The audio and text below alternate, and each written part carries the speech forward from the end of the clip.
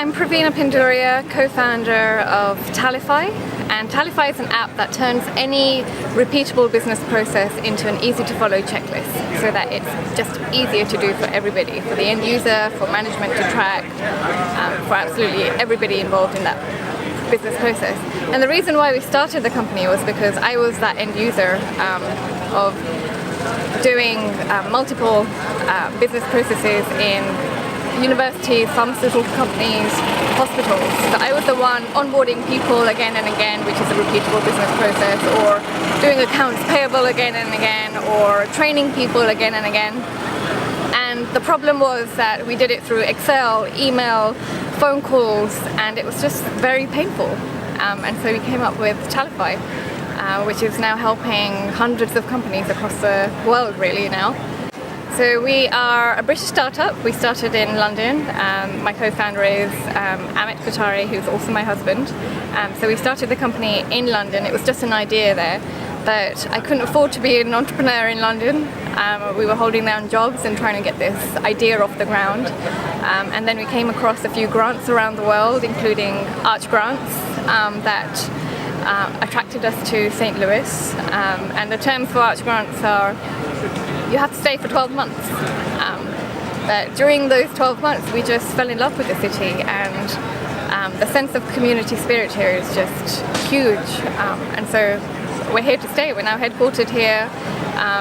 We're raising funding. We have a presence in Silicon Valley, but we remain here for sales and operations.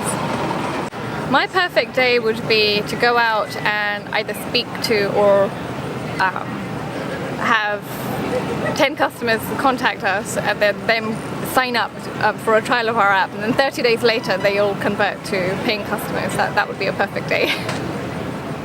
So being an entrepreneur to me is it's freedom, it's time. So I spent 10 years working for organizations, big corporates, and I found that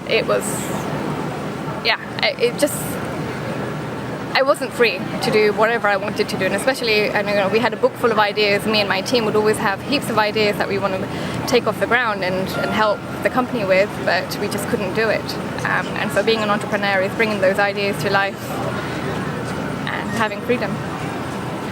So innovation to me is, having an idea and then executing as well. So everybody has ideas, and I had ideas. My husband and I had ideas over the last 20 years, and we put them in a book. We actually, I don't know, for some reason, we never did anything about them.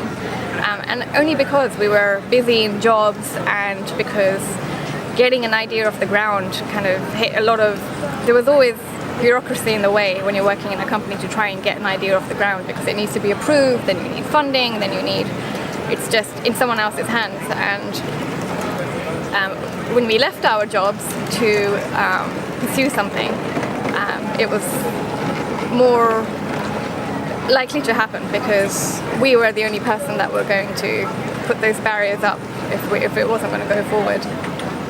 So we had previous startups, and I can speak about one of them. It was a custom newspaper company which we designed for people. So we like to think everybody likes newspapers, but how do you create your own personalized newspaper?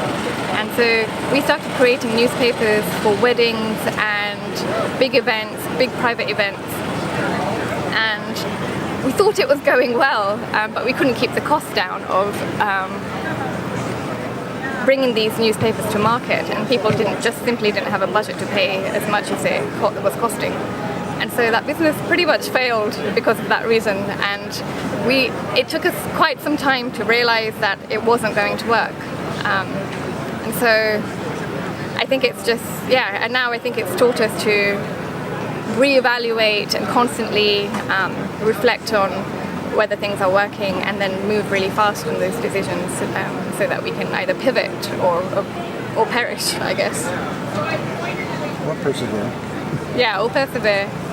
I'm lucky that I have my co-founder and my husband besides me throughout this whole journey with Tallyfy. We're now growing our team here in St. Louis, which is great because it was just me and Amit for 2 years, which was it's difficult. It's difficult when you're working with someone and living with someone and having a relationship with someone. But we have rules that help us, and we stick to those rules. For example, after 6 o'clock, we do not talk about work, and that really does help. And then the rest of our team here are, it took us a long time to try and find the right people that were going to that shared our vision and believed in our mission. But we're finding we're attracting them. We're finding them right here in St. Louis, and yeah, it's great. I would say whatever your idea is, always going to be great to you, but go out and validate it as quickly as you can with a customer that's willing to almost pay for it if it's something that they would pay for.